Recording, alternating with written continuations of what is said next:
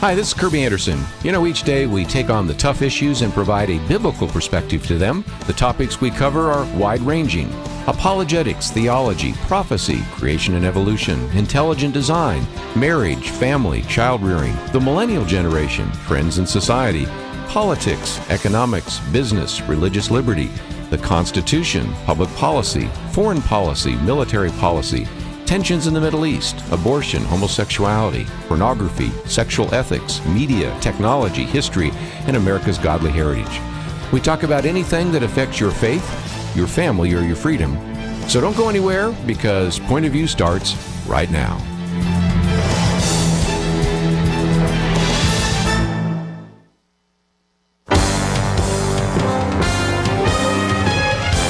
Across America, live. This is Point of View.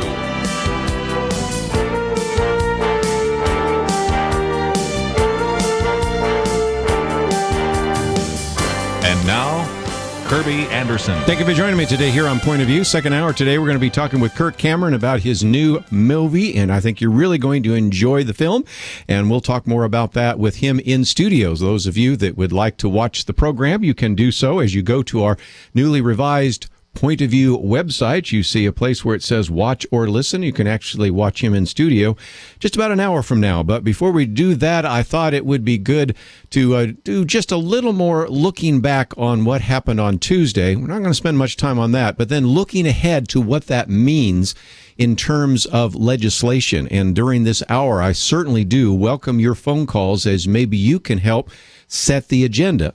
Recognize, again, this is a national program. A number of people in Washington, D.C. do tend to hear this program. Of course, a number of members of Congress actually come to this program, and so in some respects, you can have some kind of influence on what you should think would be the agenda. But before we talk about where we go from here, I thought we'd look back on the vote for just a minute and to look at the Christian vote. Two very important articles I have in front of me. One here was an article that sort of summarized the Christian vote and how the Christian vote was significant. A lot of this comes from a press conference that Ralph Reed did at the National Press Club yesterday, and so we wanted you to be aware of that. And then a very good piece by Ben Carson. Dr. Ben Carson, most likely we're going to run for the presidency, we'll see, but nevertheless has certainly been doing a lot of commentaries. But he has one called Phoning It In on Election Day. So in a sense, I'm going to talk about those people who voted, and then Ben Carson's going to talk about the people that did not vote. And then we're going to move on from there and deal with a couple of issues. Issue number one, will the president actually indeed put forward an executive action on amnesty? We have some audio. We'll hear from him in a little bit later, maybe in the second segment here, about that. And then what has been happening when you've had the Democratic control of the United States Senate. And at that point, I might encourage some of you maybe to get something to write with, because I'm going to give you some facts and figures. There have been people that have been arguing that the House of Representatives under Republican control passed 352 bills that are basically sitting on Harry Reid's desk.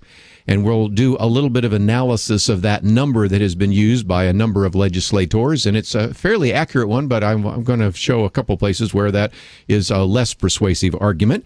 And then we'll talk about the issue of this lame duck session, which, interesting enough, Jim DeMint refers to as the zombie Congress, although that is borrowed from a phrase by George Will.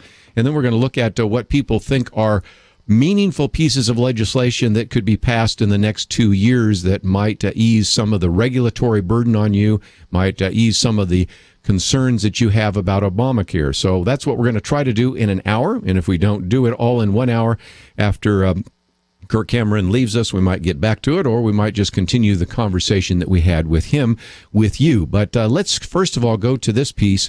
Evangelicals turn out their vote with a digital twist. And it turns out that a fourth of all the voters Tuesday identified themselves as white, born-again Christians or evangelicals, and 3/4 of them voted for Republican candidates based upon exit polls. Now, I'll be the first to admit that exit polls aren't perfectly accurate, but they are the best that we have. And it certainly shows, again, the importance of the so-called Christian vote. It goes on in this article by Ralph Hall to say, The impact of white evangelical Protestants and Catholics who attend Mass 4 or more times a month has remained a constant for so long that they say secular Republicans and social liberals in the party generally and often reluctantly agree that they can't win without the help of the religious right. Goes on to talk about a few other things, but let me go to Ralph Reed, because Ralph Reed did this press conference yesterday at the National Press Club, and he said that without a muscular turnout of evangelical voters, Republicans cannot win in many races.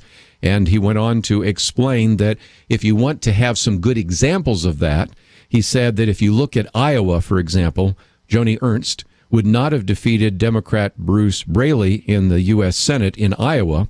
And more importantly, for our Georgia listeners, he makes the case that Republican David Perdue would not have avoided a runoff with Democrat Michelle Nunn in Georgia if not for the Christian conservative vote.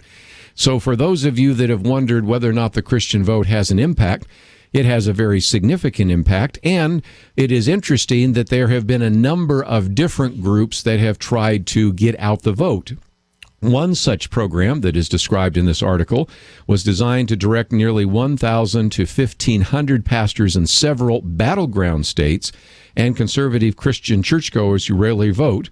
This was what is called Stand Up Sundays, and it was part of the American Renewal Project, which former Speaker of the House Newt Gingrich dubbed Pastors in Pews, and that name kind of stuck. So the 2 million Pastors in Pews turnout program used some of the latest campaign technology to identify evangelical voters with a low propensity for going to the polls, and then it sent direct mail and even used volunteers to knock on doors, make phone appeals, and issue voter guides. So all of that to say very quickly that the Christian vote is still significant and may have spelled the difference in many of those campaigns.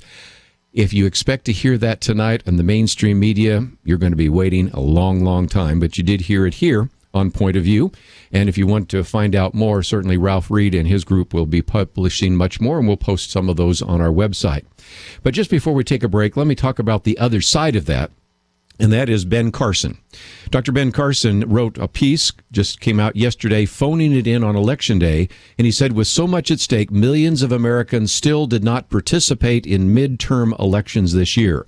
When the governing structure of our nation was put together, the founders were excited about the prospect of a nation that placed the needs and desires of its citizens on a higher pedestal than those of the government itself. They also warned that it might be difficult to maintain such a government without its morphing into the usual government knows best model in place in most countries of the world. Some may think that a government that seldom interferes with the lives of its citizens and encourage entrepreneurship, growth, personal responsibility, and independence only a wishful thinking and not practical. But he goes on to say, nevertheless, the early years of America had such a government, and as a result, the nation rose from a habitat of an assorted group of courageous intellectuals supported by a ragtag militia in 1776 to the most dominant economic power in the world in less than 100 years. He goes on to talk about some of the things that were certainly necessary in this growth of America, but one of those is the need for people to participate in the political process.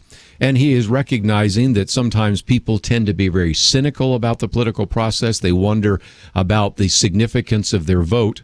I think I just answered that a minute ago with the Christian vote. I certainly answered it over the last couple of days by telling you story after story that I've collected of very close elections, sometimes ties that would have been broken simply by one more Christian voting. And we certainly see that there is a need for us, as we are dealing with so many problems, to recognize that voting is certainly a Christian responsibility. We have been given the stewardship of the vote, and I would simply say that we cannot bury our talent, to use the parable that Jesus used, but instead we are to be wise users of that. And so his piece, we might post a little bit later, phoning it in on Election Day, still very discouraged that a lot of people he knows did not vote. And that is not only important in the 2012 election, but it's going to be important in the 2014 election as it was, and most importantly in the future ones in 2016. So we have seen that sometimes Christians stay home. Hasn't been such a good idea, and we'll talk more about our stewardship responsibility right after these important messages.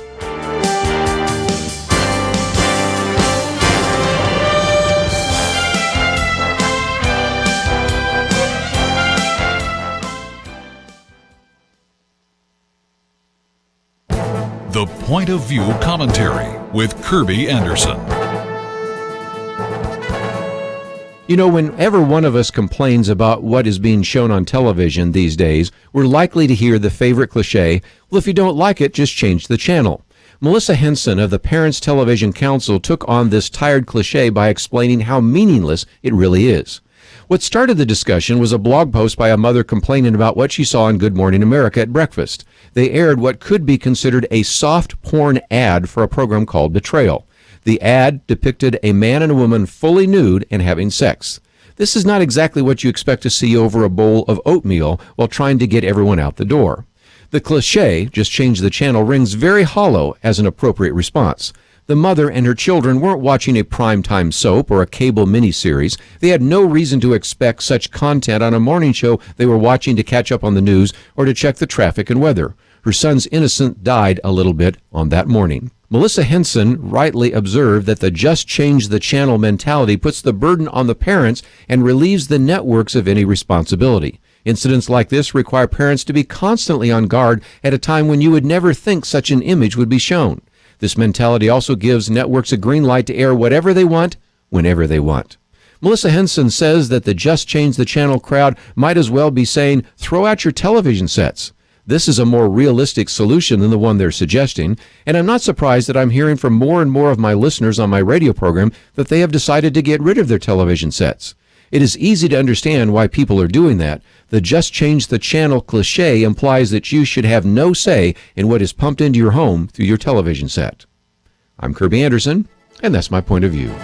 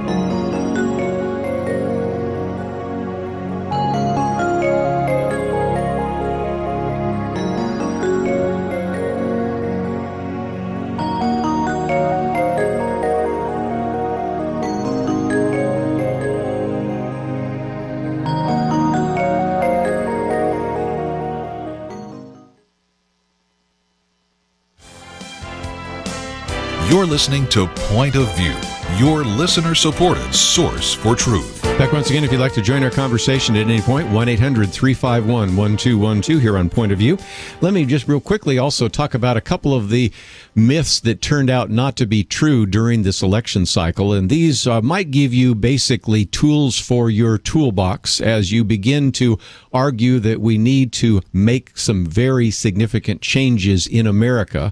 And one of those arguments we mentioned yesterday was, well, we just can't rattle the cages too much. We can't rock the boat, whatever metaphor you want to use. And the examples that were used during the run up to the various campaigns were primarily, I'll just use Ted Cruz as an illustration, but Senator Ted Cruz was told back when he was trying to defund Obamacare and there was a shutdown of the government that his actions would prevent Republicans from taking control of the United States Senate. Well, that didn't quite happen, did it? And even earlier this year, ran afoul of John Boehner in saying, I'm not going to give a blank check to President Obama on the debt ceiling.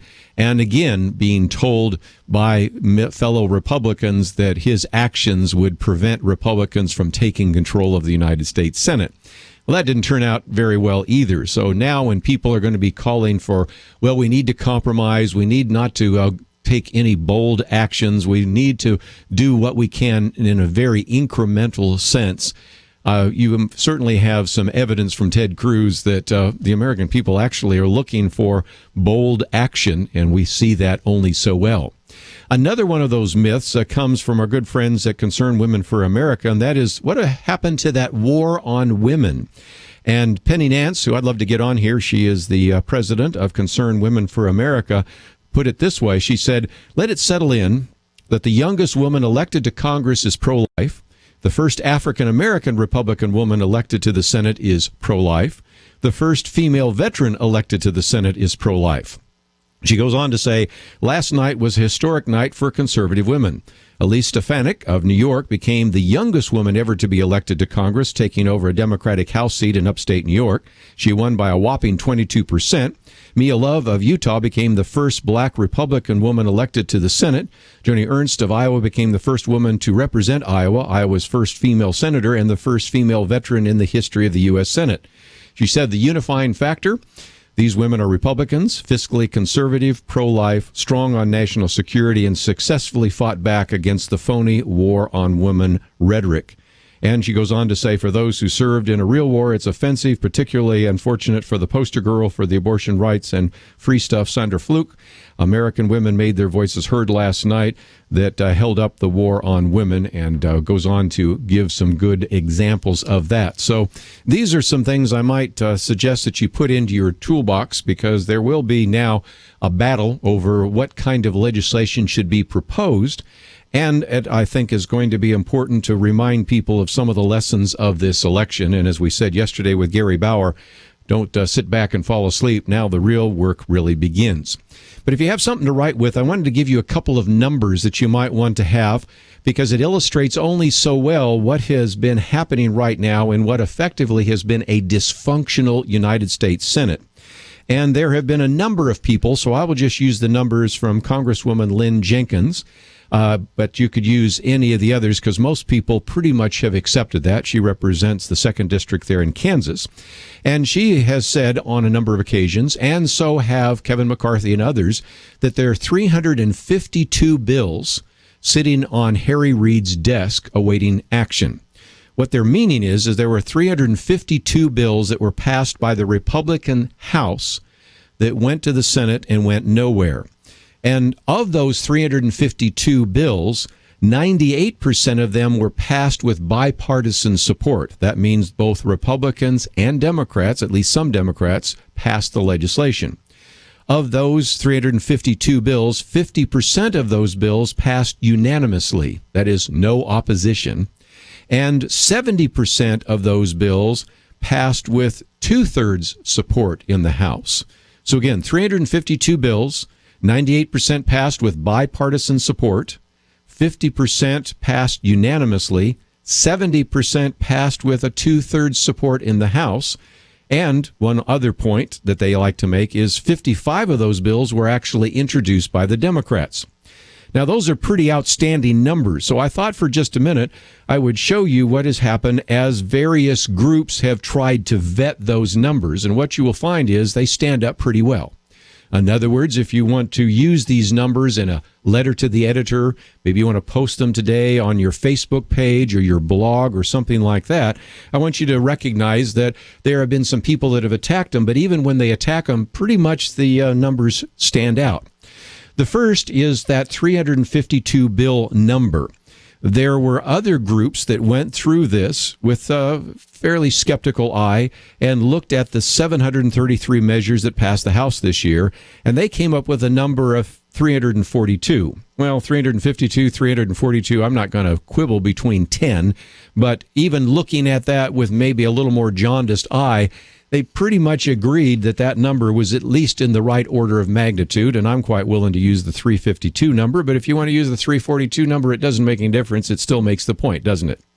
Okay, the other thing they took on was these bills sitting on Harry Reid's desk awaiting action, and they said, well, that's kind of a technical issue because they're not actually sitting on his desk. Okay, this is kind of a turn of phrase, but okay, let's be honest, because some of them were assigned to committees. In other words, the bottom line is that Harry Reid may not have held all of those up. Some of them went to committee, but then the committee meeting held him up. But Harry Reid could have certainly said, we need to get this bill out of your committee and onto the floor of the Senate.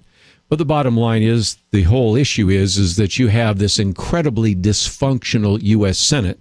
So again, we have the 352 bills on Harry Reid's desk. Well, one of the other issues that people were asking is, really, did you have 55 of those bills that were actually introduced by the Democrats? Well, again, people went back and looked at the congressional record. They came up with a number of 54. But, again, 54, 55, I'm not going to quibble. Somebody maybe in one place there. But I think the point I'm making is that these numbers seem to stand up pretty well. And they illustrate only so well that whether you want to blame Harry Reid or the Democratic committee heads that held those bills, the point is a lot of very good legislation in the House went to the Senate to die. When I was growing up watching the San Francisco Giants, there was an old phrase that fly balls go to Willie Mays' glove to die. In other words, every time there was a ball hit to center field, you could bet on Willie Mays catching it, and that was an out. Well, in the same sense, the Senate under Harry Reid has been a place where good bills go to die. And that 352 number is something I would encourage some of you to put on a blog post, maybe put on your Facebook page, and to recognize that that's one very good reason why we certainly did need to change the leadership. And so 352 bills, 98% of them passed with some kind of bipartisan support. That means you had not just Republicans voting for it, but at least some Democrats. 50% of them passed unanimously. And if you pass it unanimously in the House of Representatives, you would think that it at least would get some attention in the Senate. Not so. 70% of them passed with 2/3 support of the House. And as we pointed out, 55 of those bills were actually introduced by Democrats. It illustrates only so well the dysfunctional nature of the Senate under Senate Majority Leader Harry Reid. With that in mind, a lot of people are looking ahead to what will be the next action by the president. Yesterday in his press conference, he did at least acknowledge that there was an election that took place yesterday, and here's kind of what he said. What stands out to me, though, is that the American people sent a message to everyone who voted. I want you to know that I hear you.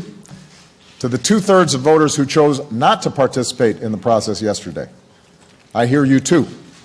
So again, he says he hears us, but then he said he is going to go on and actually grant amnesty through an executive order. So you might say, what are the Republicans going to do? Well, they already have. I have in front of me here the letter that went from Ted Cruz and Mike Lee and Pat Roberts and Jeff Sessions and David Vitter and others that to Harry Reid, in which they promised to help Majority Leader Harry Reid block President Obama's planned executive order. Now, I do believe it's a little bit of a tongue-in-cheek, but nevertheless, it's an attempt to say we're going to defend the Senate, we're going to defend the Constitution, and we are certainly, as Jeff Sessions said, not going to surrender to illegality. That is not an option.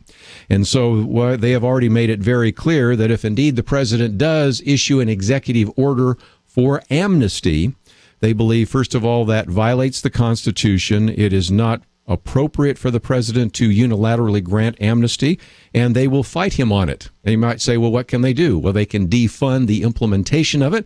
They can also encourage individuals to file a lawsuit to bring this before the United States Senate and then ultimately before the Supreme Court.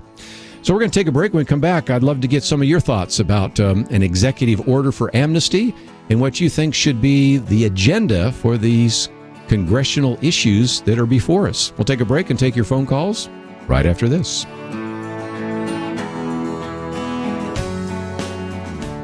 You go to a drive-thru today, and what do you have there? A dollar menu. And what do you get for that dollar?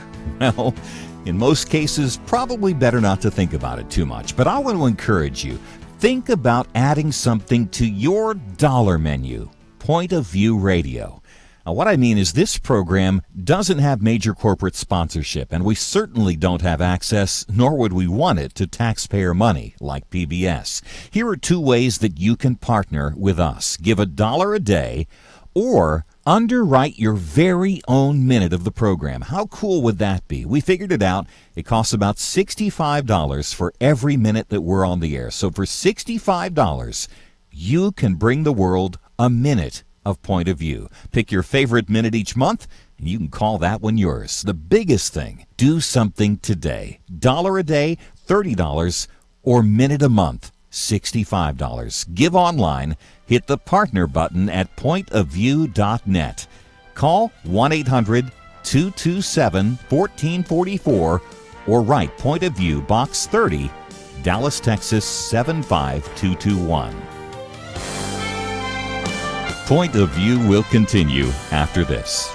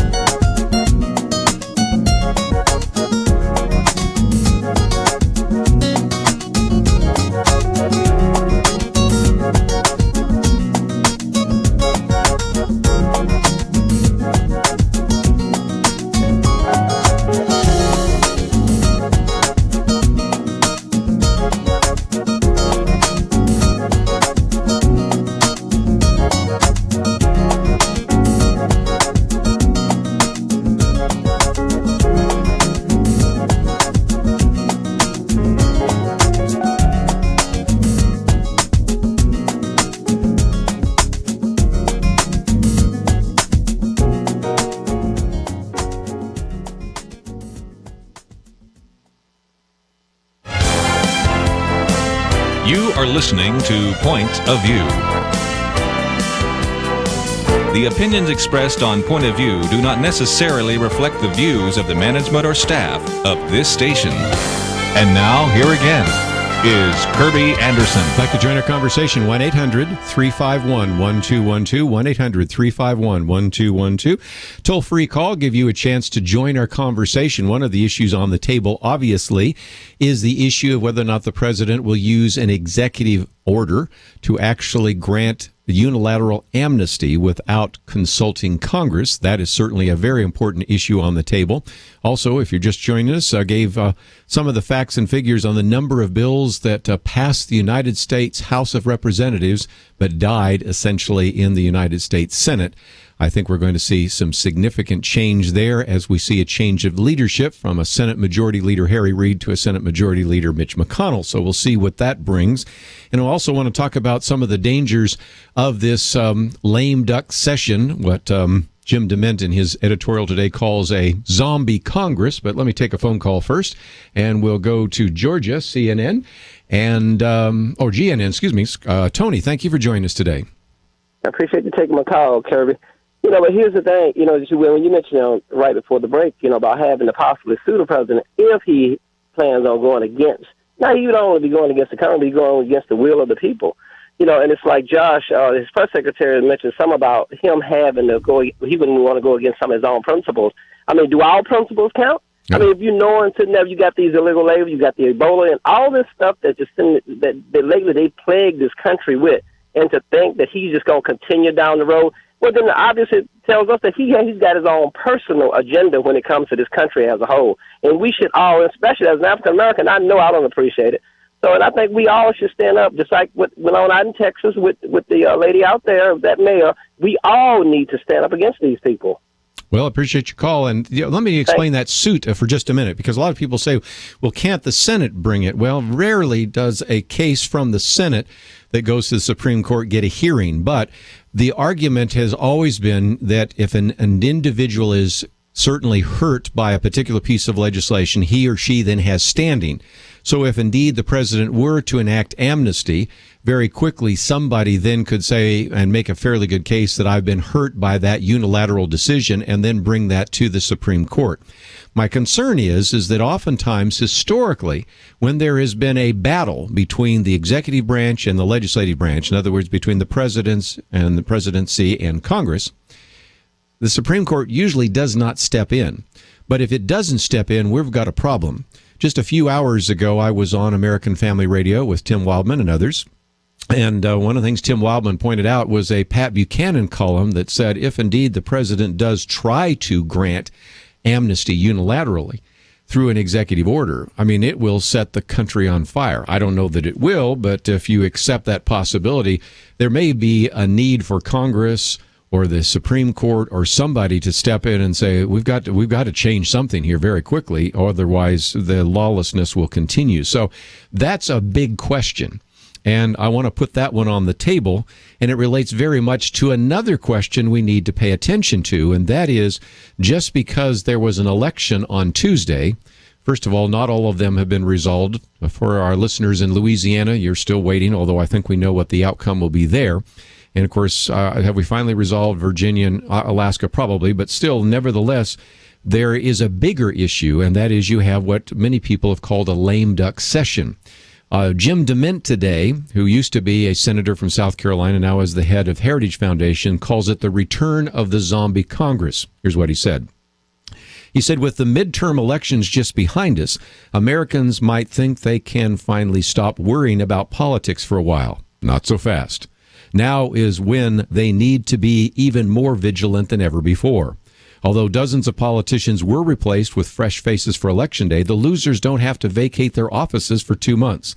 That means they can keep on voting in a lame duck session of Congress. While lame duck is the standard parlance in D.C., I prefer the more colorful term zombie Congress, popularized in recent years by George Will and others.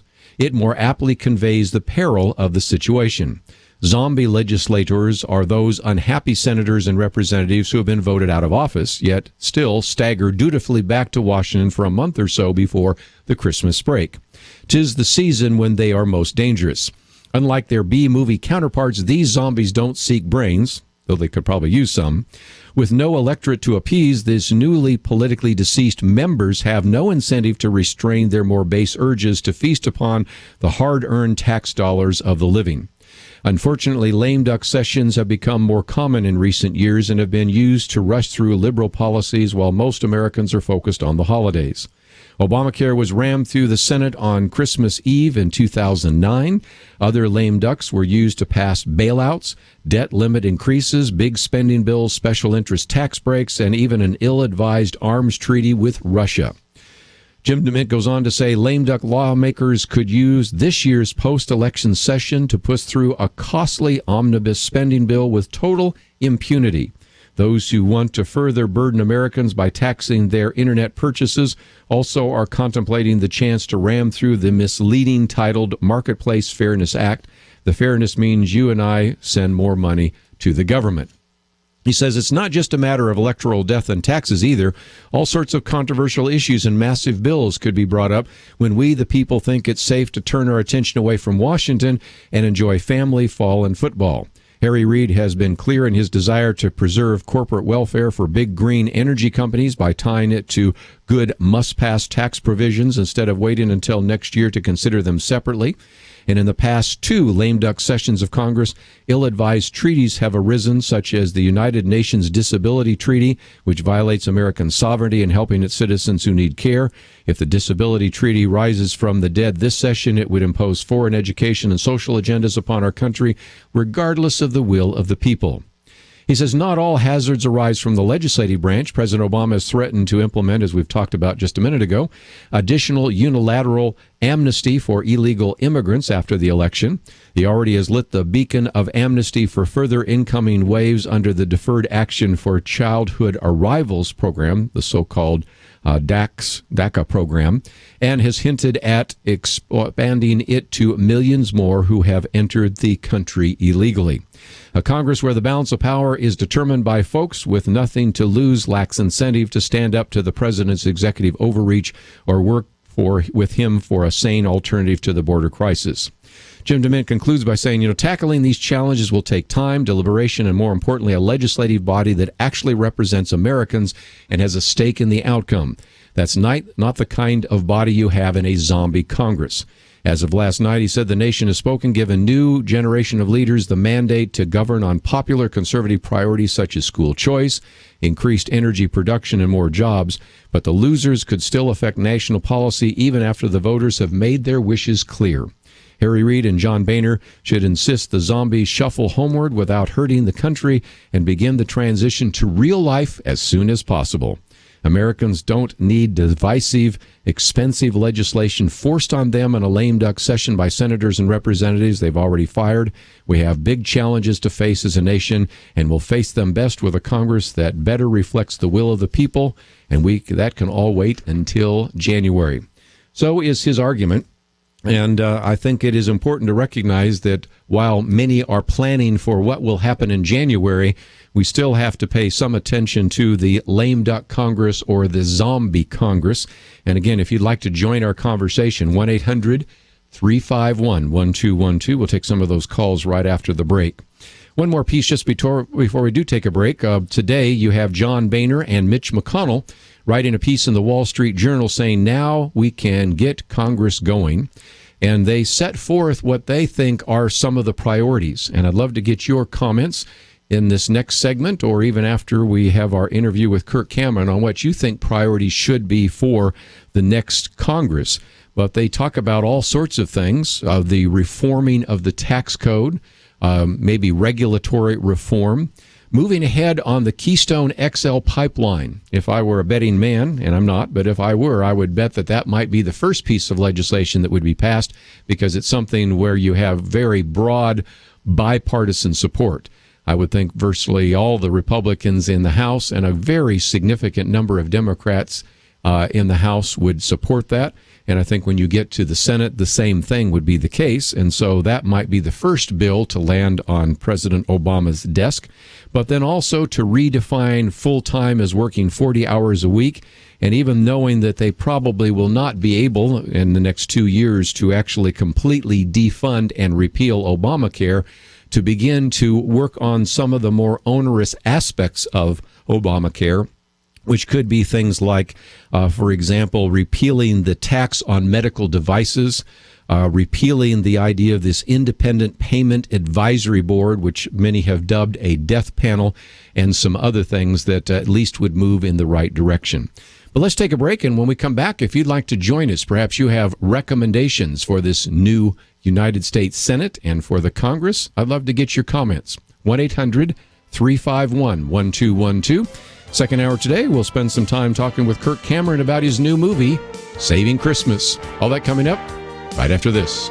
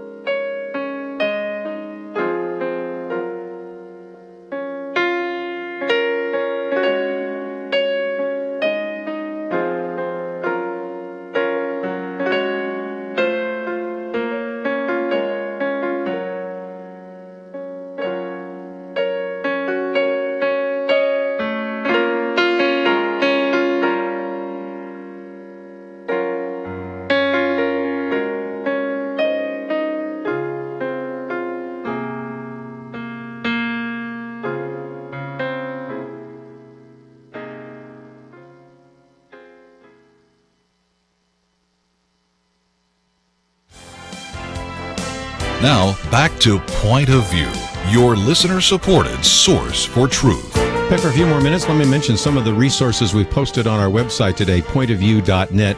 First one I might point you to is what we have entitled What a Republican Takeover Looks Like, and it's actually a link to National Journal. And if you've not seen this by now, you can either go to our website, pointofview.net, or we've also put it on our Facebook page. And for those of you that aren't looking at it right now, let me at least try to describe it. And that is, we show the United States of America, and we show what the 114th Congress are going to look like on the House of Representatives. And what you see is across the nation this complete sea of red. And then you see a few places where blue shows up, and that's in kind of the northeast part of the United States, a little bit in the upper Midwest, and then most definitely you see quite a bit of it along the coast of California, Oregon, and Washington.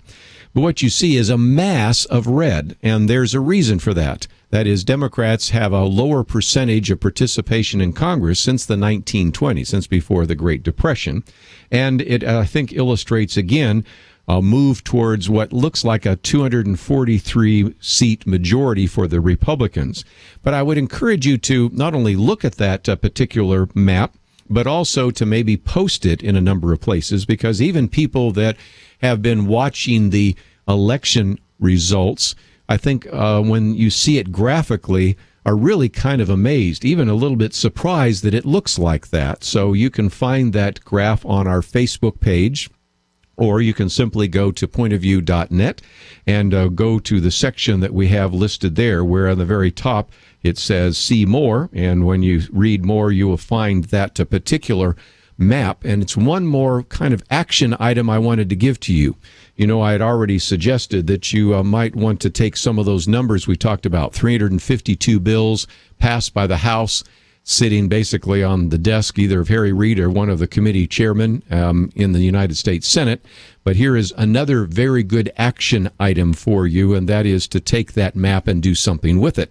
I certainly would stimulate some conversation, and we encourage you to do that. Another one that we have posted today is by George Will, What Republicans Must Do Now, and he lists 6 measures the Republican Congress should pursue, even if they result in a string of vetoes. And so I thought I would go through these fairly quickly, because he sets the agenda. A little bit later in the program, in the second hour, maybe we'll come back and talk about some of the other ideas that people have put forward as to what should be the next agenda.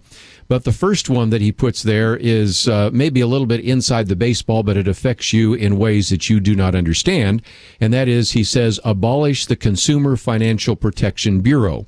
He says this creature was a result of the Dodd-Frank law that violates John Lott's dictum that the legislative cannot transfer the power of many laws to any other hands.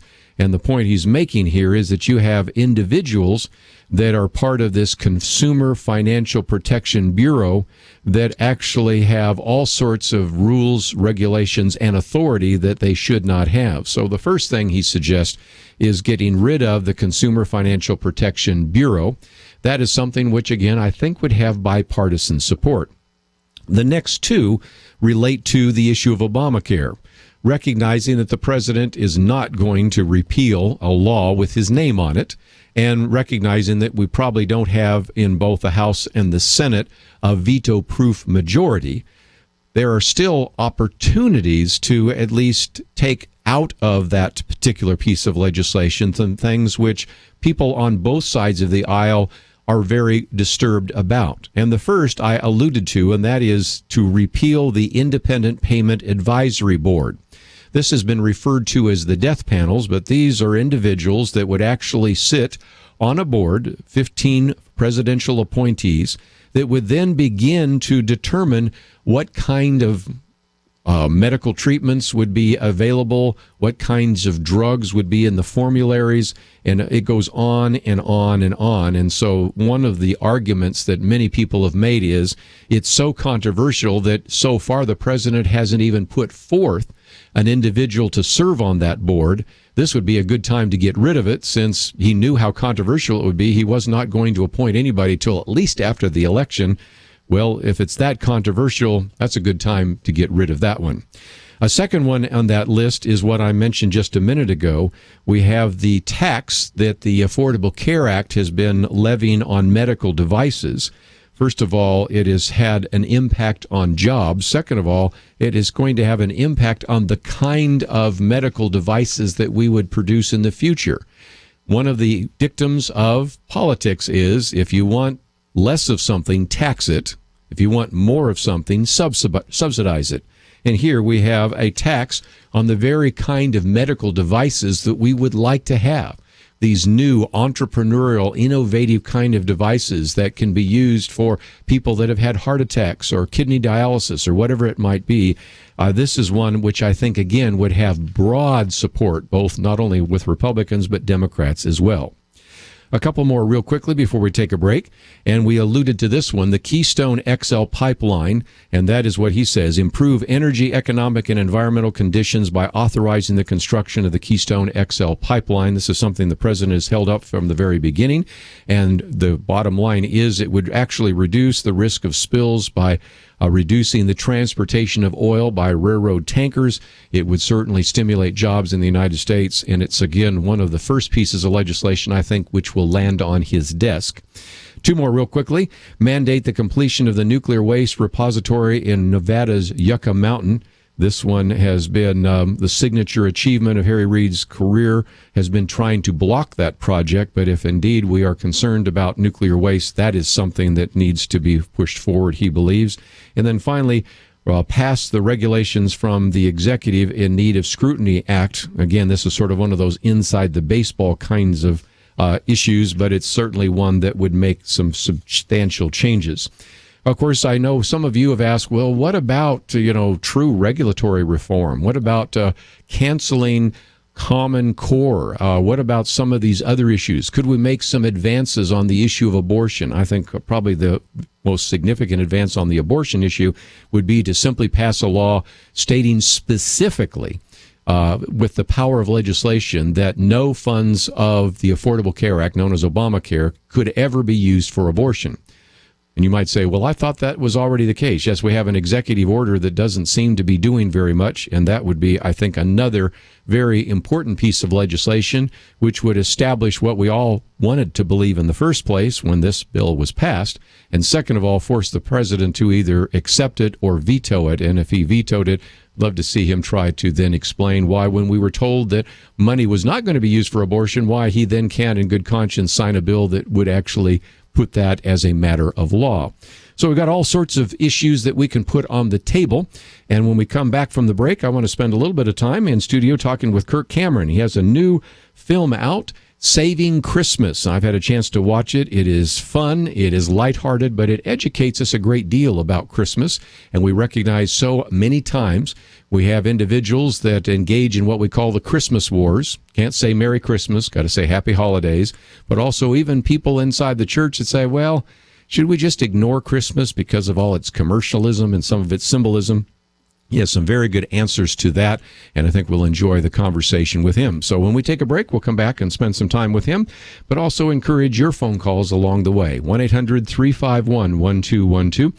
Visit our website today. We have information about Kirk Cameron. We have a video that is the trailer for the new film. We have some of the various articles that we have posted here. The one by Ben Carson, Too Many Not Voting. The one I just mentioned a minute ago by George Will, What Republicans Must Do. One on Obama Defiant. And then also, here's what a Republican takeover looks like, that map that you might want to use. So lots of great resources. It's all available at our website, pointofview.net. Let's take a break. When we come back, we'll spend some time with Kirk Cameron talking about his new film. Then, of course, we'll take some phone calls. All that coming up right after these important messages.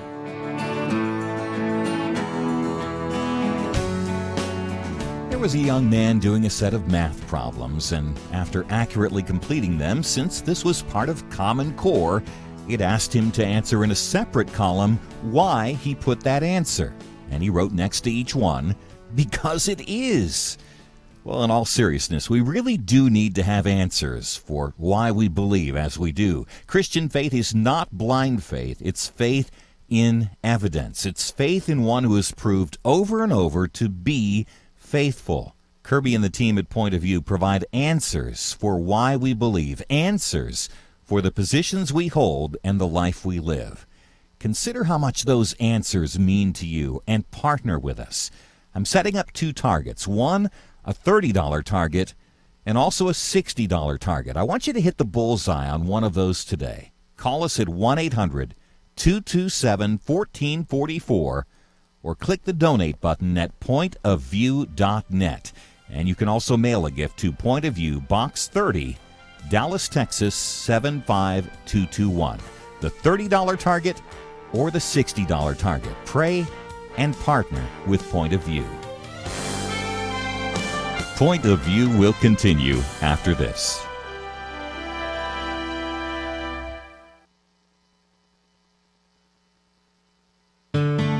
I just thank God for y'all. I listen to you every day, truly. I wanted to thank y'all for everything you do each day to inform Christian families and our community about the things we can do, and just the way you're so informative. I listen to you daily and love you guys and appreciate you so much. God bless you, Kirby, for keeping this show so on track and for the decades of wonderful help to this nation that Point of View has been. We're all big fans of your work, and we pray that God will just prosper it. As a Christian, over the years that I've followed this program, I am constantly challenged to be on guard and to evaluate what's going on. And if for no other reason, to protect the caliber and the truth of your programming, I need to participate and to back your program financially to ensure that the truth stays out there for people to hear, to view, and to be a part of.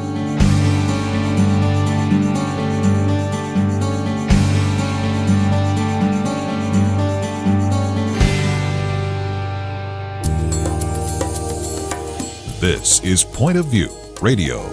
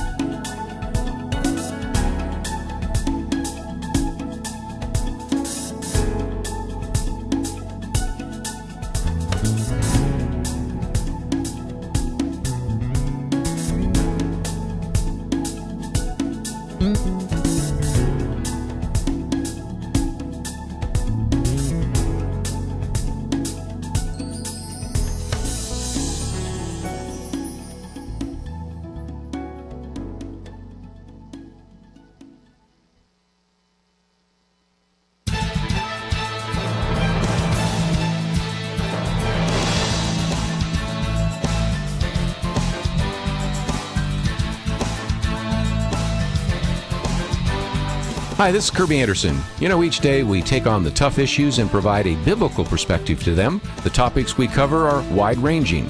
Apologetics, theology, prophecy, creation and evolution, intelligent design, marriage, family, child-rearing, the millennial generation, trends in society, politics, economics, business, religious liberty, the Constitution, public policy, foreign policy, military policy, tensions in the Middle East, abortion, homosexuality, pornography, sexual ethics, media, technology, history, and America's godly heritage.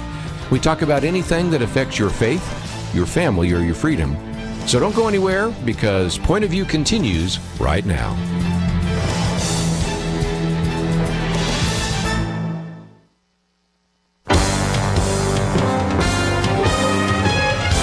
Across America, live. This is Point of View.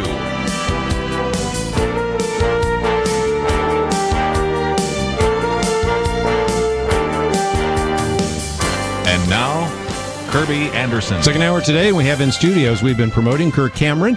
New film coming out a week from tomorrow.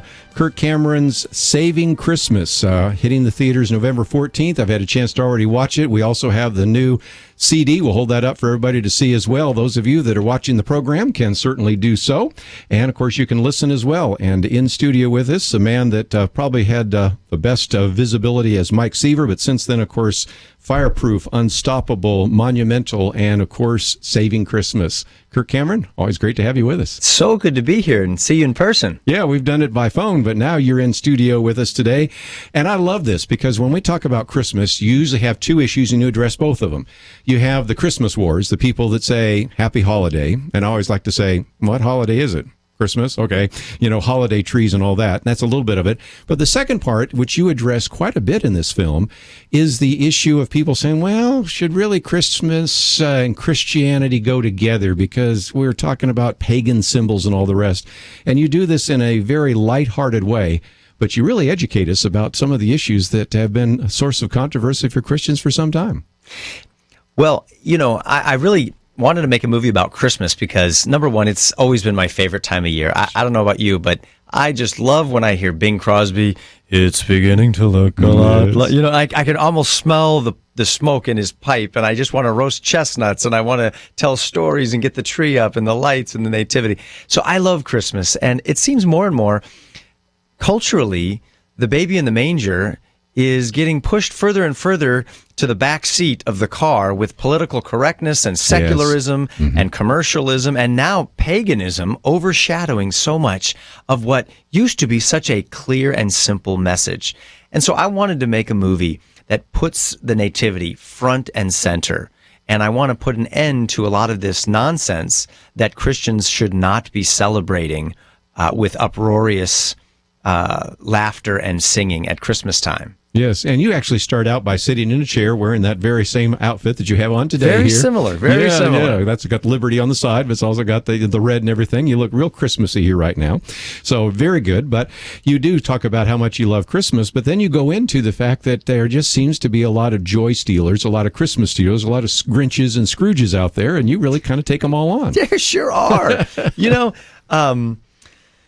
I grew up without a nativity at Christmas time in my house. We didn't go to church. I had no clue who those wise men were and bringing frankincense and myrrh to a child laying in hay with donkeys all around. But now that I'm a Christian, there's even more reason to have joy at Christmas time. And as my pastor always says, guys, if we let anyone steal our joy, it will sap our strength. Sure.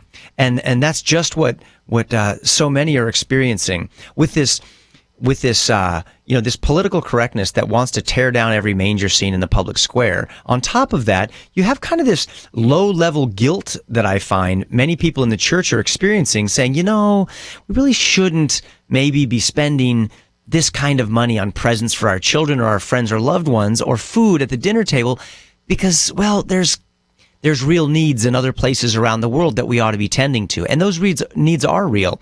But again, if we let anyone steal our joy, it will sap our strength. And if the joy of the Lord is our strength, Christmas is no better time than to be strong and to shout the message from the rooftops. Well, I think it's really wonderful that your production company put this together.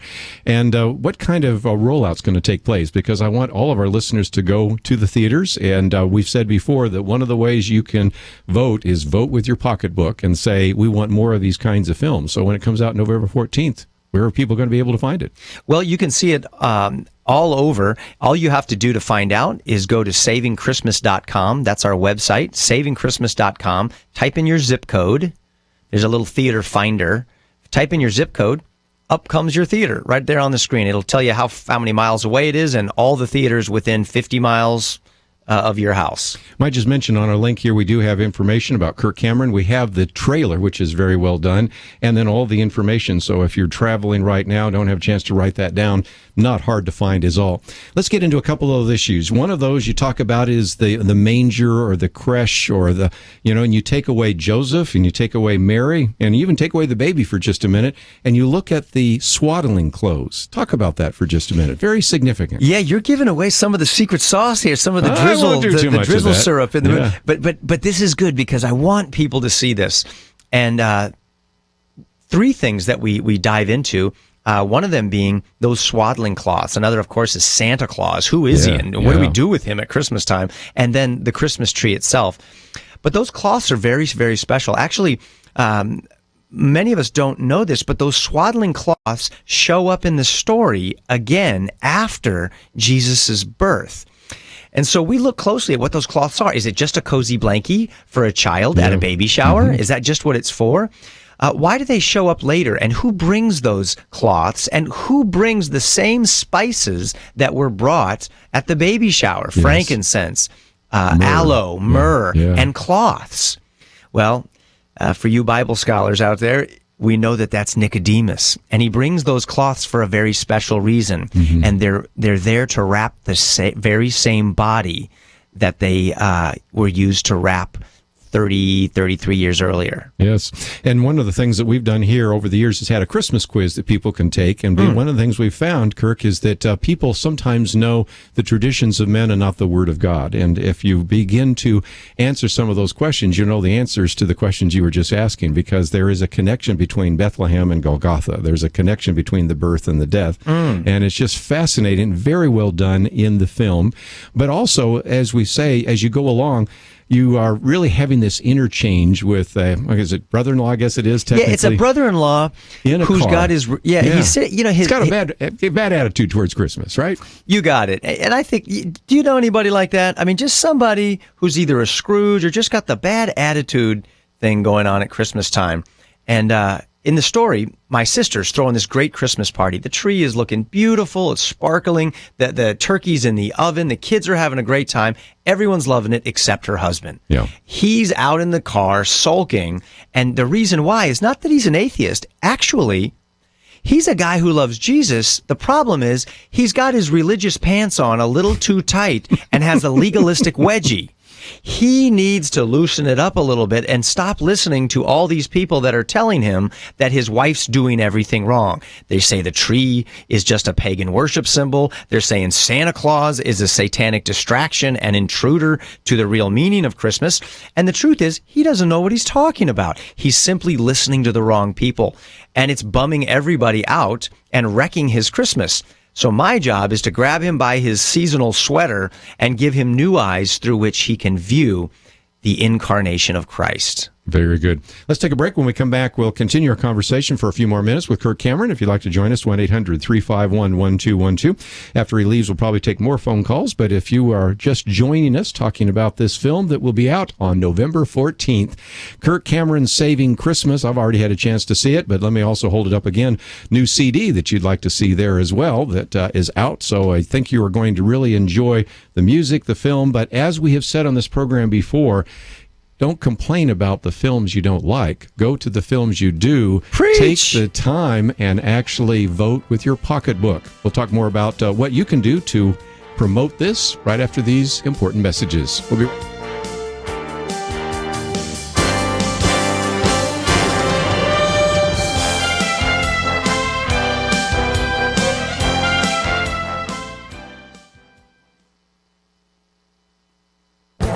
The Point of View Commentary with Kirby Anderson.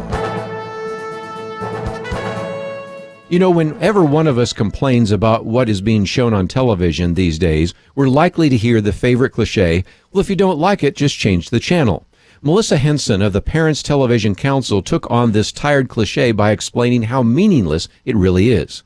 What started the discussion was a blog post by a mother complaining about what she saw on Good Morning America at breakfast. They aired what could be considered a soft porn ad for a program called Betrayal. The ad depicted a man and a woman fully nude and having sex. This is not exactly what you expect to see over a bowl of oatmeal while trying to get everyone out the door. The cliche, just change the channel, rings very hollow as an appropriate response. The mother and her children weren't watching a primetime soap or a cable miniseries. They had no reason to expect such content on a morning show they were watching to catch up on the news or to check the traffic and weather. Her son's innocence died a little bit on that morning. Melissa Henson rightly observed that the just change the channel mentality puts the burden on the parents and relieves the networks of any responsibility. Incidents like this require parents to be constantly on guard at a time when you would never think such an image would be shown. This mentality also gives networks a green light to air whatever they want, whenever they want. Melissa Henson says that the just change the channel crowd might as well be saying, throw out your television sets. This is a more realistic solution than the one they're suggesting, and I'm not surprised that I'm hearing from more and more of my listeners on my radio program that they have decided to get rid of their television sets. It is easy to understand why people are doing that. The just change the channel cliche implies that you should have no say in what is pumped into your home through your television set. I'm Kirby Anderson, and that's my point of view.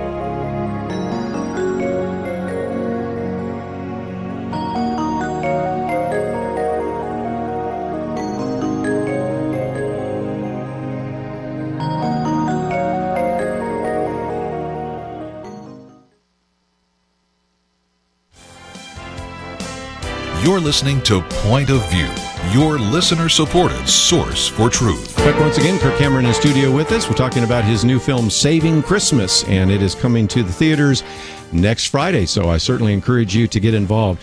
Kirk, let me, for a minute before I take some of the phone calls, and lots of phone calls coming in, deal with this idea that Christmas is really rooted in a pagan culture, you know, Saturnalia or Kalends or something like that, or that Sol some of this, Invictus. and Druids and all the rest of it. What about that whole issue? That's such a great question, and I've done a ton of research on this, and I just found out fascinating things about Christmas. But the truth is, all this nonsense about pagan roots for Christmas really doesn't pan out when you really go back and check the history.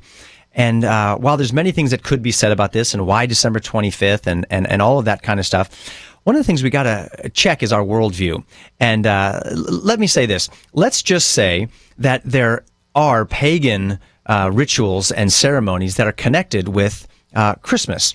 Well, let me tell you this. Let's just take, for instance, wedding rings. Wedding ring, yeah. If you have a wedding ring like I do, did you know that where we get this from is that way back in the day, the Romans believed that there was a vein connecting your finger all the way to your heart. And if you wanted to bind your heart, you would put a ring around that finger. They'd put it on the right hand, we put it on the left, but that's where that comes from. When you make a wish and blow out a candle on a birthday cake, the reason that you would do that was because back in the day, a soothsayer would amble up to the table and he would tell you your fortune based on the patterns in the smoke. So let me ask you, when's the last time you blew a little smoke for a soothsayer? Yeah. Well, you've made some smoke, but you didn't do it for this. You're a Christian, right? You don't believe in soothsayers. And so we don't need to be embarrassed about pagan superstition that maybe used to be connected with some sort of activity, what we ought to do is be thankful for Jesus Christ, who overcame paganism and all the false gods of the past, and we now can shout Hosea 2:17 from the rooftops, which says, "And the names of their gods will no longer be remembered." Right? Thor's Day, we call Thursday with no problem. Woden's Day, Wednesday, we have our Bible studies. We're not participating in that because those guys are gone. They're out of the picture now. Same with Christmas, same with everything else. Jesus is reigning, and he owns all things. And it seems to me lots of times Christians were really trying to counter-program to some kind of event and recognized that by making it a Christian holiday, they could remove all the pagan illustrations that were part of it. Yeah, that's called evangelism. Yeah. We do it all day long. We do it in many different forms. Actually, my view is that historically, the celebration of the winter solstice and Sol Invictus, I think, was a defensive measure by the Emperor of Rome, because at that time, the gospel had exploded in the early 4th century and was moving so quickly through the Roman Empire, it was about to be completely turned over with Constantine.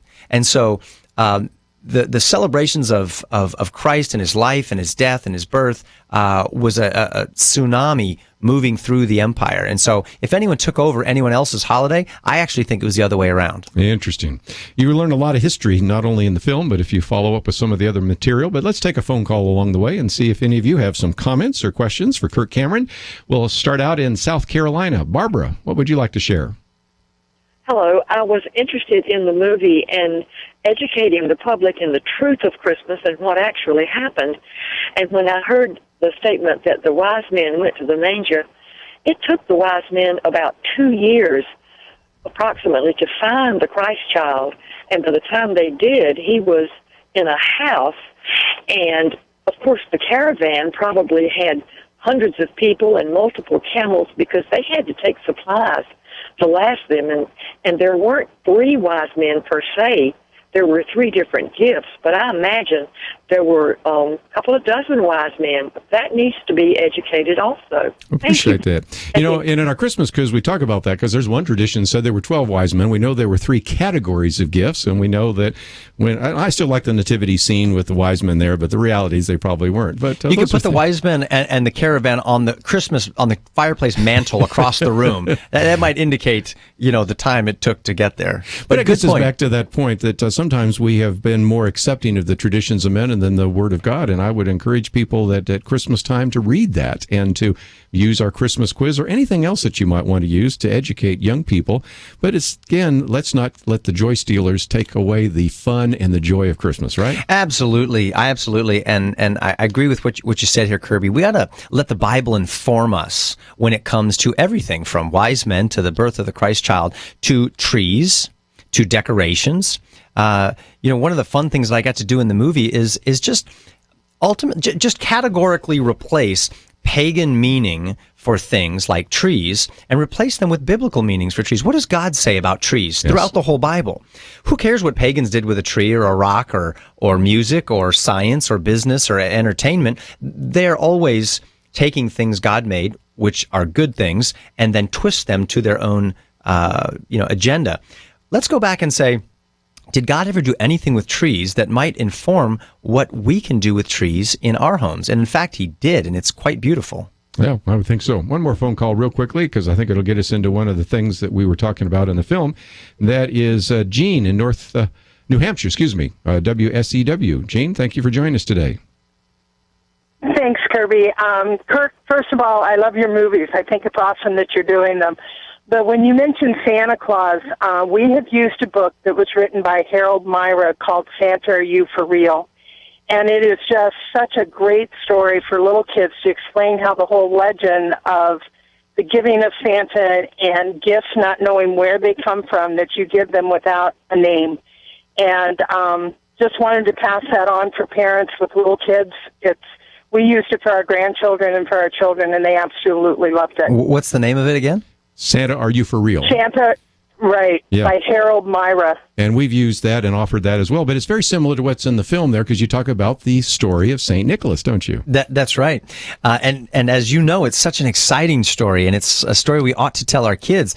You know, Kirby, this is what I say to people sometimes who are really nervous about the whole Santa thing. And I get it, right? We don't want to be telling our kids lies and then have them think we're lying to them about God too. Sure. Right? But imagine if 1,500 years from now, you and I are up in heaven, and I look down and I say, Kirby, look at this. And they've got these stories that they're telling about Kirby Anderson, and they've got you dressed up in this shiny red suit with a sack over your back, flying around with magical reindeer, dropping off presents for kids. I would say, Kirby, what's that all about? And you'd probably say, well, you know, I was sharing the truth. I was living out my Christian life. I was defending the faith. I don't know what the suit and the reindeer are about, but that's who I was. And I would say, well, you did something obviously so important. People are still talking about you today. And I would give you a great big high five. And we ought to tell our kids about St. Nicholas, who is an amazing defender of the faith, a man who defended the Trinity at the Council of Nicaea, a man who inspired anonymous gift giving with his own generosity and his kindness toward children. He was really an amazing defender of the faith under the reign of Diocletian, willing to be put in prison and even killed for his proclamation of the gospel. Just incredible. Of course, later the Dutch called him Sinterklaas, from which we get Santa Claus. That's right. You have a lot in the film, but just before we go, let's talk about what people can do to promote this. We have the trailer. We encourage people to click on it, watch it, then hit the share button, put it on their Facebook page, send it out to some of their friends, because you know as well as I do that if there's a good turnout on November 14th, then Hollywood's going to say, maybe we need more of these kinds of films. And that's a good thing, right? Oh, thank you for saying that. It's true. November 14th is opening weekend, and that's everything. That's the key weekend. Because what that does is if we fill up the theaters, it sends that huge message to Hollywood and to the theater owners that say, we want more movies like this. And then other theaters will say, we think we're missing out on something here. And they'll pull Saving Christmas across the country into thousands of theaters. Right. And then my hope is that all of America can go to the theaters at Christmas time and see the gospel 50 feet wide and 30 feet tall. That's really good. And you've seen how that's worked with Unstoppable and Fireproof and some of your other films, right? That's right. And those were one-night only events, and we have filled up those theaters. Many of those were sold out. And so this is our chance to do it for 2 weeks, 5 showings a day. And so if you'd like to go, a good idea would be to get your tickets early in case they do fill up when you want to go by going to the website and getting your tickets. Again, Saving Christmas, done by CamFam Studios. Thank you so very much for doing that. I want to thank you and your wife for putting that together. And of course, it's sponsored as well by Liberty University and so many others. So thank you so much for being in studio, and look forward to the next time we have you in studio to talk about another film. Thanks, Kirby. Me too. We're going to take a break. When we come back, last half hour, we'll have an open line. Anything that we've already put on the table is fair game. But if you would like to know more about Kirk Cameron, go to our website, pointofview.net. Click on that See More. It will give you everything you need. We have the trailer, we have the information, and most importantly, we really do encourage you to mark that calendar for next Friday or the weekend. Make sure that you show up. It's a way that you can send a signal that you want more of those kinds of films. Let's take a break. We'll have this last half hour for an open line. All that coming up right after these important messages.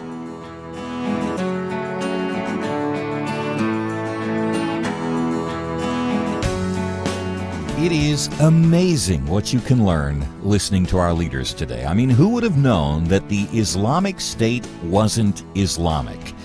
Seriously, where will you hear the truth with a capital T about Islam? Where will you find a reasoned and faithful response to attacks on the Bible and God's design for human flourishing? Here's one answer. Kirby and the team at Point of View. The difference is that we don't have access to taxpayer dollars, and we're not funded by major corporate partners. What we do have is partners like you. Now let me challenge you. Become a Century partner. That's $100 a month, or perhaps $1 a day, $30 a month. We have gifts to thank you depending on the level of your partnership. Learn more online using the partner button at pointofview.net, or write Point of View, Box 30, Dallas, Texas 75221, or call us Say you want to be a partner. 800-227-1444. Will you be the next Century partner? $100 monthly. Pray about it. Or $1 a day. We really need your help. Point of View will continue after this.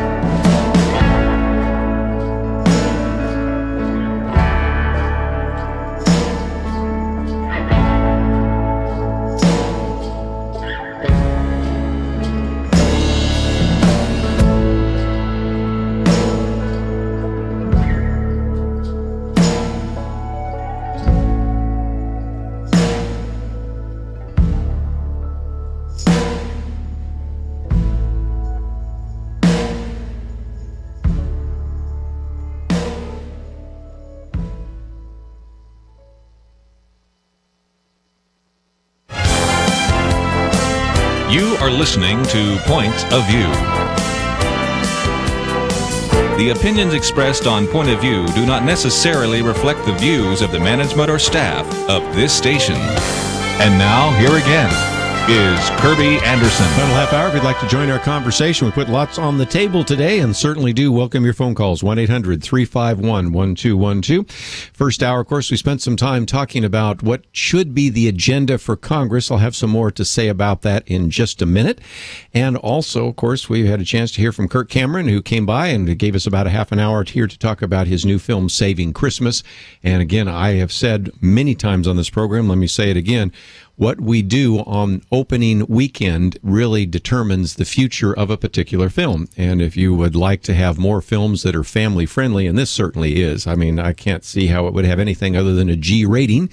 It is certainly one that will get people talking about some of the stories about Christmas and thinking about that from a biblical perspective, as he oftentimes does. And, of course, we've seen the success in the past of using some of these kinds of attempts to get people to show up for Fireproof or Monumental or Unstoppable. Those are just a couple of things that he has been doing. And, of course, his film company will be producing many more of those, so we'd love to see those success. Let's, if we can, on our first call here, go back to the issue of what Congress should be doing. And if you'd like to join us, that number is 1-800-351-1212. Clayton in South Carolina, you have the floor. How are you doing, Kirby? I'm good. What would you like to share with our audience? Well, if you've been paying attention to the news lately, North Carolina does not have Amendment 1 anymore, and their protection of the union between a man and woman is now gone, and unfortunately they're trying to push that in my home state.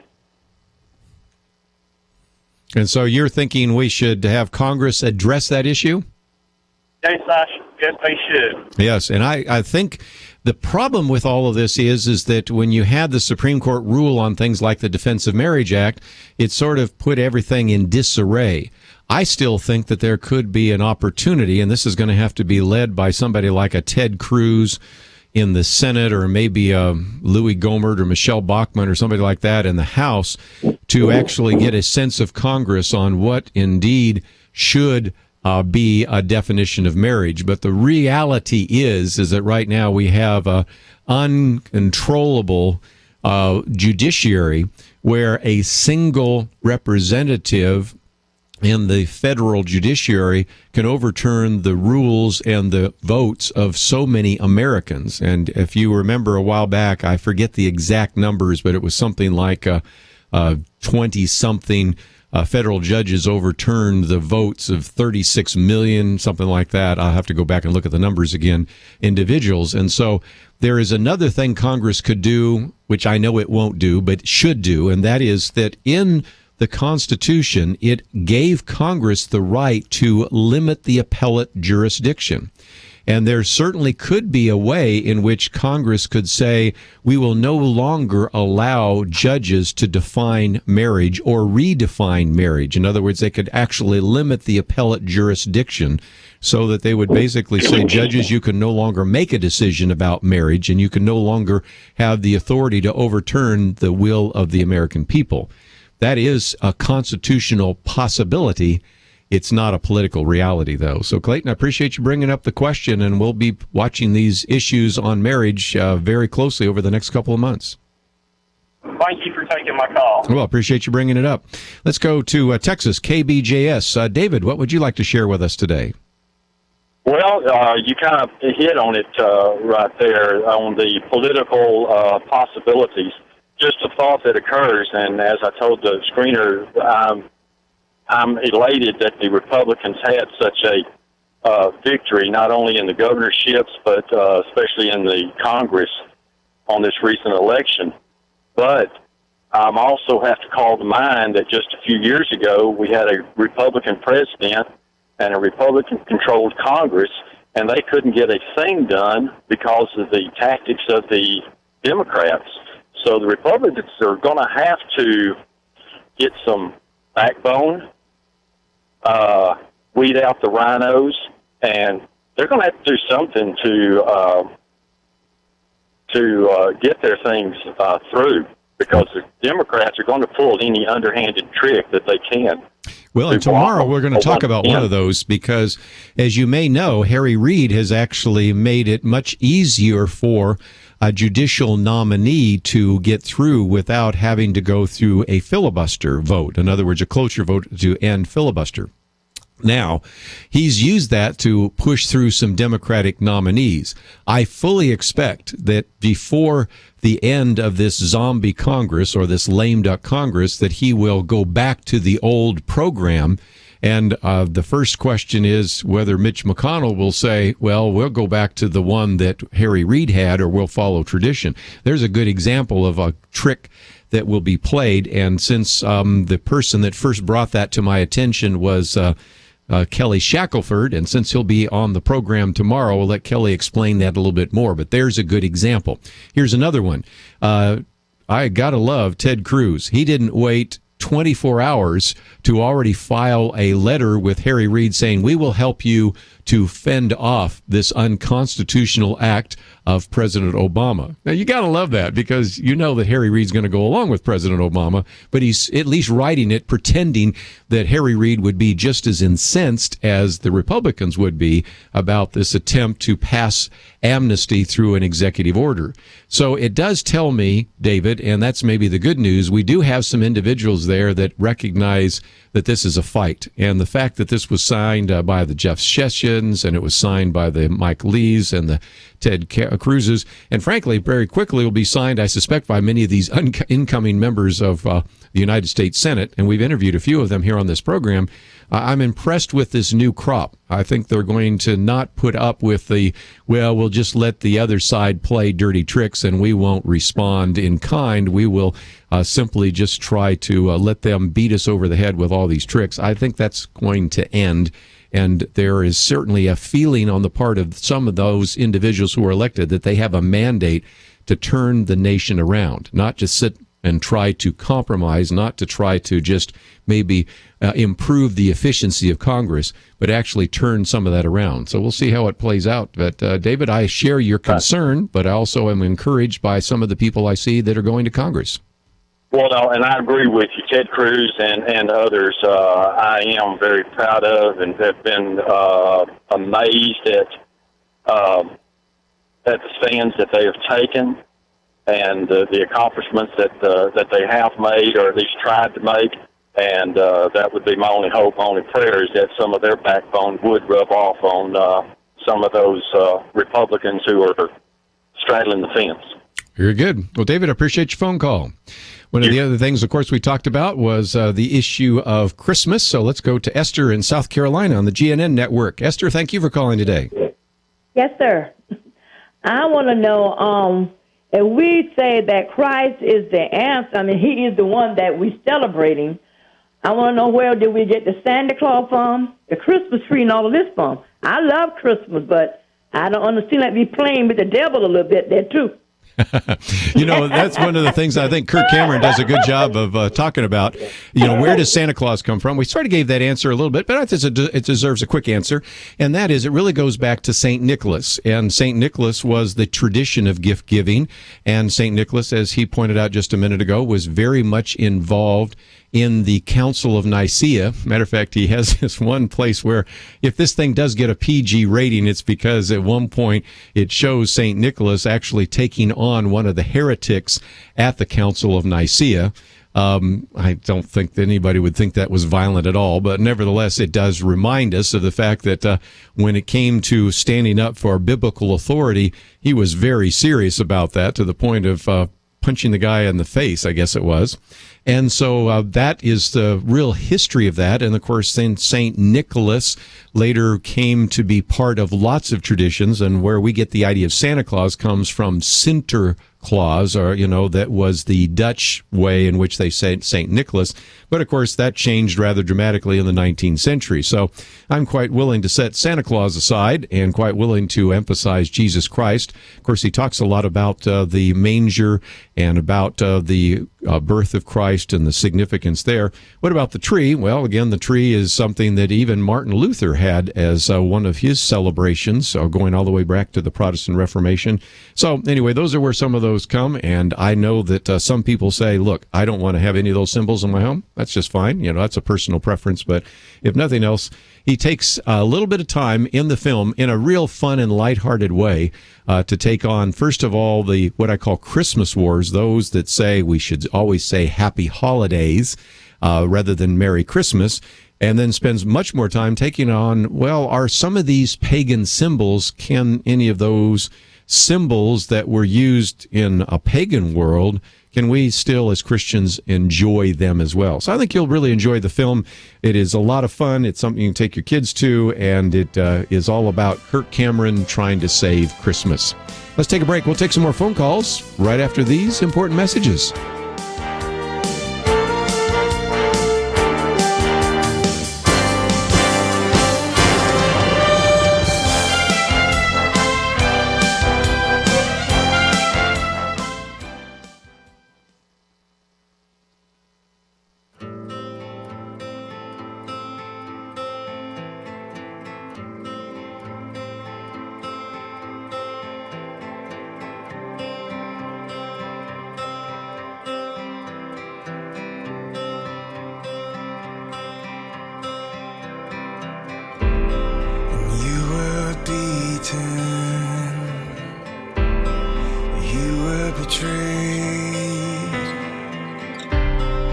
Without reason,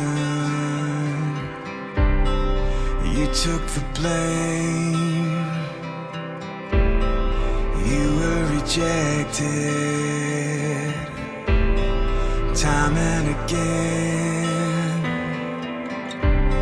You loved your accusers the same as a friend. I wanna love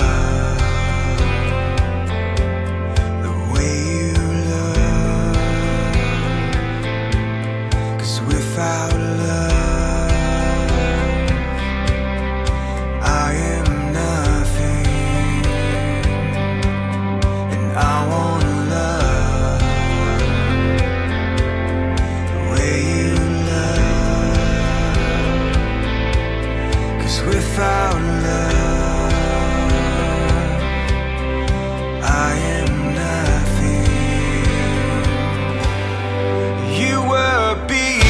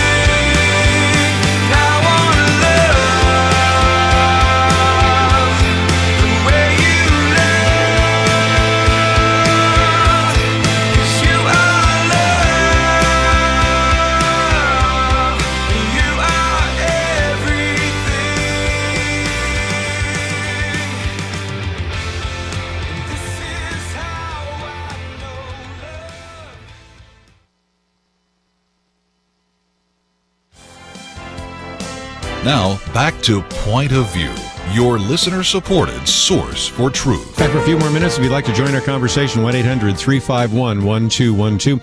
I did, before we get back to those calls, if indeed some come in, wanted to at least say a little bit more about this editorial that appeared today by John Boehner and Mitch McConnell, because now they are the two leaders of the House and the Senate. And it says now we can get Congress going. And they made a real point about the fact that they have a pretty definite agenda. And he said, looking ahead to the next Congress will honor the voters' trust in focusing first on jobs and the economy. Among other things, this means a renewed effort to debate and vote on many bills that passed the Republican-led House in recent years with bipartisan bipartisan support, but were never even brought to a vote by the Democratic Senate majority. For those of you that just joined us, one of the things we talked about in the first hour is that argument, which I proved, I think, was pretty accurate, that you had 352 bills that were passed by the House of Representatives that were, quote, sitting on Harry Reid's desk. As I pointed out, some of the people that did an evaluation of this said, well, not all of them are sitting on his desk. Some of them are on the congressional desk, the conference desk, the committee desks. But the reality is you had 352 bills that were passed by the House that were never brought to a vote in the Senate. And interestingly enough, 98% of them passed with bipartisan support. 50% of them passed unanimously. 70% of the bills passed with a 2/3 support in the House. And interesting enough, 55 of those bills, although one analysis concluded 54, but I'll take the 55 number just as easily, were introduced by Democrats. And so here you have the point being made by John Boehner and Mitch McConnell. Then they went on to say for years the House did a job, produced a steady stream of bills that would remove barriers to job creation, lower energy costs for families. Many passed with bipartisan support, only to gather dust in the Democratic-controlled Senate that kept them from ever reaching the president's desk. Senate Republicans also offered legislation that was denied consideration despite bipartisan support and the benefits for American families. So they go on and begin to make the case for what those bills would be, and they make the same case that I did, and that is, I think, one of the first bills that will land on President Obama's desk has to do with the Keystone XL pipeline. Here's what they say. They say that the bills they're considering would, for example, authorize the construction of the Keystone XL pipeline, which would mean lower energy costs for families and more jobs for American workers. The Hire More Heroes Act, which is legislation encouraging employers to hire more of our nation's veterans, and a proposal to restore the traditional 40-hour definition of full-time employment, removing an arbitrary and destructive government barrier to more hours and better pay created by the Affordable Care Act of 2010.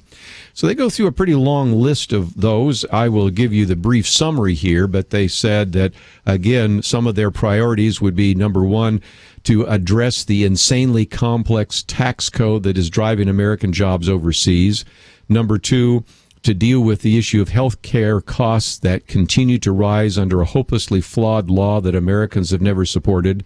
Number three, to deal with a savage global terrorist threat that seeks to wage war on every American. Then they go on to talk about the fact that an educational system that denies choice to parents and denies good education needs to be changed.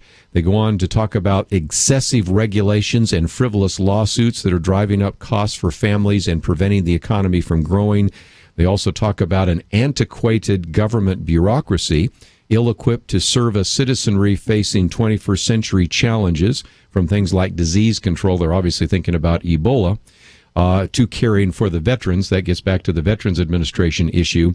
And then finally, this idea of a national debt that has Americans stealing from their children and grandchildren, robbing them of benefits that they will never see, and leaving them with burdens that are nearly impossible to repay.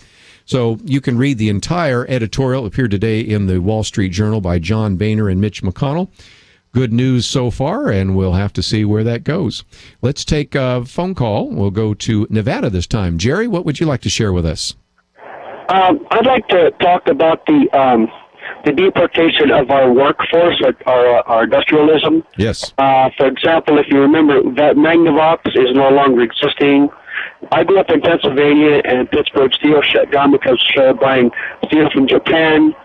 And our coal system pretty much shut down because we started buying coal from overseas. I think we need to bring those things back to the United States. I would agree. You know, this is one place where I disagree with some of our Republican leaders. I remember Mitt Romney saying during the campaign a couple of years ago that those jobs are gone, they're never coming back. I think I even heard John McCain say that. I don't buy that at all. I bet if you just changed our tax structure right now, if you just lowered the corporate income tax, if you would allow companies to repatriate some of the money that's overseas that they would have to pay an onerous tax on, I believe it'd turn around. Because think of the safest place in the world right now. That's called the United States of America. And the only reason more companies aren't here is because we have a tax structure and a regulatory structure that essentially forces some of those companies overseas. Would I, if I were Magnavox or a steel company, rather have my plant in the United States? Of course I would. What's keeping me from it? Well, obviously some of those regulations, but even if you had to pay a little bit more to make the product here, you would rather have it here than having to get on a plane every time you needed to investigate the plant and go to China or to get on an airplane and fly to Mexico. I do believe that we can bring those various industries back, but we have to make it much more business friendly and industry friendly, and I hope that Congress will consider doing that. Actually, in 1993, I retired from the Navy in San Diego. The year I retired, 5 major corporations, lock, stock, and barrel, moved to Mexico for exactly what you're talking about. Yeah. 50,000 jobs gone just like that. Well, I believe we can bring some of them back, and I believe that there are some things that we can and should do. We can see what has happened when, for example, let's take Ireland as a good example. They lowered the corporate income tax, and the Irish miracle wasn't due to shamrocks or anything else. It was due to just some basic economic principles that need to be applied, and certainly are going to be that. There's more I have to say, and maybe we'll cover some of that tomorrow, because some people have talked about what is called the governing trap and much more. But just since I'm almost out of time, let me give you your marching orders, because I know a lot of you are activists, and we gave you kind of 3 things you could do, and you can pick whether you want to do 1, 2, or all 3. The first is to go back, I think, and to go to your Facebook page, your blog, or maybe just a letter to the editor and remind people of the dysfunction of the United States Senate. 352 bills passed by the House, never made it to the U.S. Senate. I gave you some of those facts and figures, and that's certainly one action item that I would encourage you to do. Another is by going to our website. You see we posted a number of articles. One of those is Here's What a Republican Takeover Looks Like, and that is the map that was created by National Journal, and you can see that there, and it shows, again, what is, I think, kind of a devastating look at what the actual election, not only for the Senate, but in this case, the House of Representatives did to the map of America. And so we certainly do encourage you to maybe take some of those pieces of information and post it on your Instagram, post it on your Pinterest, post it on your Facebook. For those of you who don't know what they are, those are really nice places to post some of these kinds of things. And most importantly, to educate people that you might know in your sphere of influence. And then finally, of course, we have talked today about Kirk Cameron's Saving Christmas. I would encourage you to visit the website, maybe watch that trailer, and then maybe hit the share button and put that on your Facebook page or on a blog, or send it by email to somebody that might be interested, and see if you can take the time to show up next Friday on the 14th or maybe Saturday on the 15th and do what you can to promote a film that I think a lot of people will enjoy, and once again send a signal to the fact that we really want more of these family-friendly films. So we've covered a lot of information today. Hope that you enjoyed that. Tomorrow is our Friday weekend edition. Kelly Shackelford will be with me. Debbie Georgiadis will be with us at least the second hour, and we'll probably bring some other people around the round table. Just before I go, I want to thank Andrew, Catherine, and Chris. We'll see you back here tomorrow.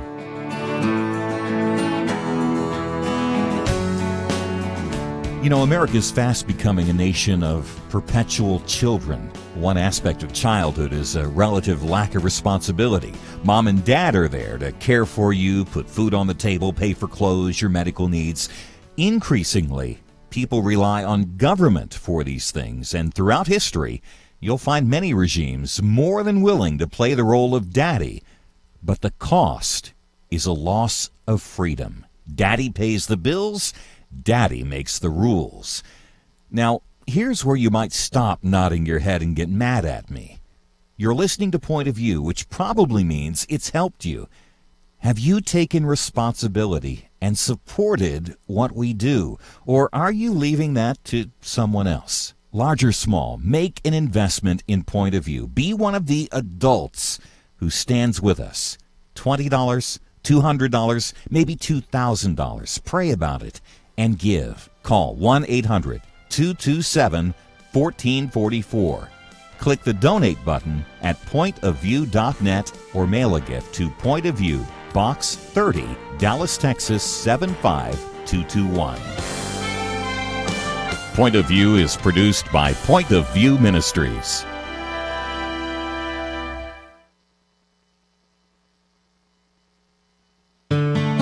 I just thank God for y'all. I listen to you every day, truly. I wanted to thank y'all for everything you do each day to inform Christian families and our community about the things we can do, and just the way you're so informative. I listen to you daily and love you guys and appreciate you so much.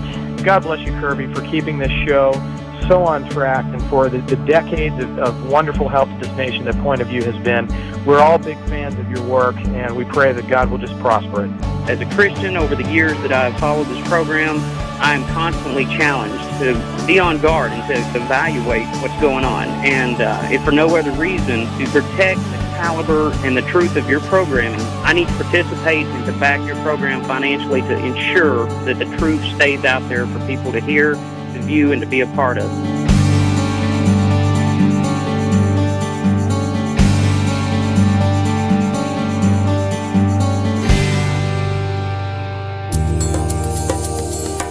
This is Point of View Radio.